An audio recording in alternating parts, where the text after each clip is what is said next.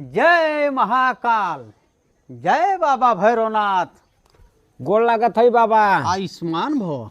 ए बाबा सुनी ना। बोली बच्चा बोली। ए बाबा जवानी से ढल के बुढ़ापा की ओर चला जात है, हमार जोड़ा अब तक लगी नहीं पास बाबा। अच्छा तो तुम्हें चिंता करने की कोई बात नहीं बच्चा। जी बाबा। ऐसा कर तू मेरा साथ पकड़ ले, तुम्हें जोड़े की कोई आवश्यकता नहीं है। सही बाबा। बिल्कुल चल मेरे साथ। चली बाबा। अलख निरंजन। अलख निरंजन। चल।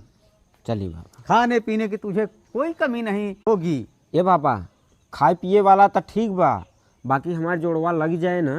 अरे बच्चा हमारे साथ रहकर तुम जोड़ा लगाने की बात कर रहा है। बाल ब्रह्मचारी बनना है तो चल, अगर तुम्हें जोड़ा लगाना है तो रहने दे तुम। ठीक है बाबा, अगर आप जोड़ा नहीं लगवा सकते हो तो काहे अपने पीछे लेके जा रहे हो। ठीक है रहने दे बच्चा। हाँ हाँ तो जाइए बाबा, हमको आपके साथ नहीं जाना है। अलख निरंजन।